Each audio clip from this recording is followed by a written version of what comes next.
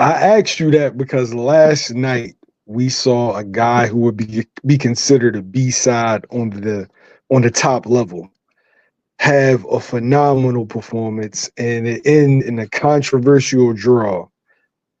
Gervonta Davis, Lamont Roach. I know you watched it. What is your take on the fight? Oh yeah, so I was just absolutely blown away by Lamont Roach's performance and the confidence with, and the way he fought that fight, just totally blew my mind. I was talking earlier to a couple friends, and I was saying that I wish I would have done my due diligence on kind of the background of that situation a little more, because had I done that, I probably would have thought to bet Lamont Roach, or maybe even bet the draw, or at the very least tell people that this was going to be a close fight and look a little smarter, right? Mm. Because for me, I think the background played a lot into that fight. Lamont Roach's familiarity with Gervonta Davis was essential. He came into that fight more confident than maybe uh, all of Tank Davis's other opponents. Maybe have. It didn't take him, 2 or 3 rounds to kind of settle down, and realize that Tank wasn't just going to blast him out of there like a lot of Tank opponents do. He wasn't scared of the power.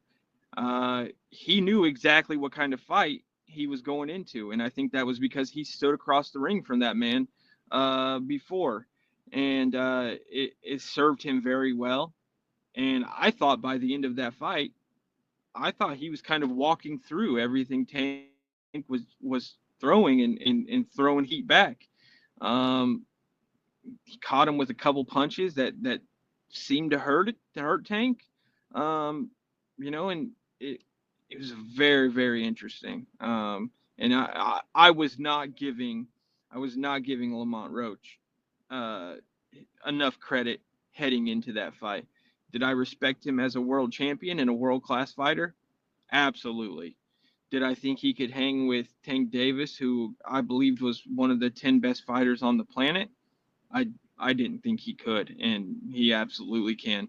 And that's why we do the fights. Yeah, on any given night, the best guys in the world can be one upped. And I thought Tank Davis was lucky to walk away with a draw in that fight.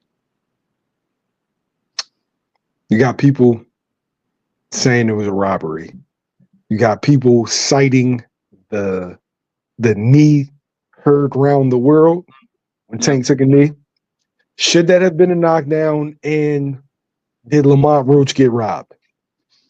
You know, so I'll speak on the knee first. Uh, I want to say, like, I want to agree with everybody and say, yeah, that should have been a knockdown, right? Um, I want to, but I've been to so many boxing events and seen so many fights that I understand that sometimes there's a gray area, and I don't think Tank Davis took that knee because he was hurt from a punch. Now, does that matter? I don't I don't know. I'm not a ref, right? But what I do know is that sometimes there's a gray area in these fights, and things are moving so fast. And like, if you're the ref, you have to make a split-second call, and if you don't make that call right away, then the only option is for commissions to review things post-fight. And let me tell you, commissions don't like to review things post-fight. Rarely do they alter a ruling. And my feeling on this is that had Tank communicated verbally to the ref that he had something in his eye, I think the ref would have called a timeout and allowed him to wipe it away anyways. So I think where the controversy is how Tank communicated that to the ref, right?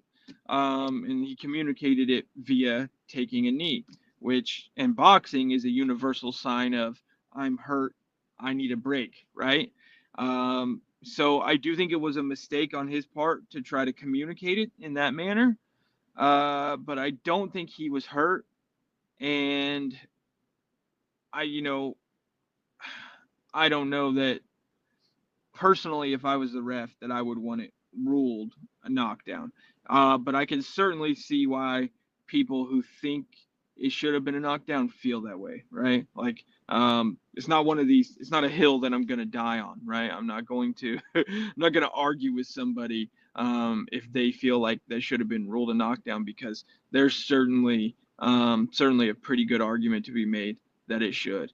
So yeah, I'm not gonna put too much. Not gonna put too much stock into it. Obviously, if it's a knockdown and you score the point, it's a split decision win for Lamont Roach. So I can certainly see why that argument has gained traction, and why people feel like it's a big deal.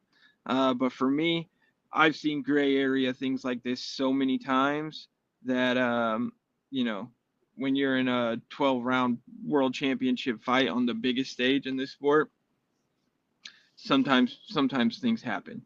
As far as, do I feel like it's a robbery? Oh, I don't know. As you know, I'm not somebody who throws that word around loosely. Um, because fans oftentimes get caught up in thinking that every close fight that doesn't go the way they want it to go is a robbery. Um, I like I'll our say, friend Brandon. yeah, I love Brandon. Um, so as you know, I wasn't always a fan of Tank Davis, and I've in the last year or so have really grown to appreciate him as one of the best fighters in the world, and had kind of found an all new respect for his resume that oftentimes people try to crap on and overlook, but his resume is one of those resumes that it may not have looked like the best fight available at the time, but several of the guys that he went on and smoked have gone on to be world championship level fighters. And to me, that speaks volumes. And some of those wins keep looking better and better. Mm. Um, so, with that said, um, I I don't want to call it a robbery. I do want to say that I think Lamont Roach did enough to win the fight. When I was scoring it in my head watching the fight, I scored the fight for Lamont Roach. Um, I think I had him up 7-5. And I thought he swept the last couple rounds. Um, there's several ways to look at it too, though, because as you know, in our sport, when you have guys who are the cash cow, and make no mistake, Tank Davis is the cash cow. Oftentimes you get accustomed to thinking that for this guy to lose a round, he's really got to lose the round. Like if Canelo Alvarez is fighting and there was a close round and you think his opponent won it, you almost kind of always just assume that Canelo's going to win that round because it was a close round. Mm. So if I go back and watch it, there may be a couple of those rounds where I'm like, oh no, like Lamont Roach deserved that round. I was just assuming that Tank Davis would get it because it was close.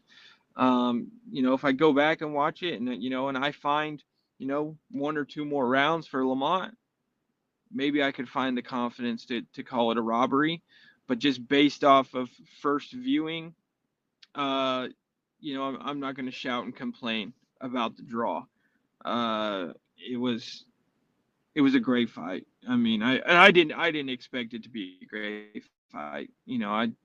I did not put enough stock into how confident Lamont Roach was going to be, and how familiar he was going to be with Gervonta's style and power, and how well he was going to stand up to it. It was a gutsy performance, and even without the win, that's like upset of the year stuff. It's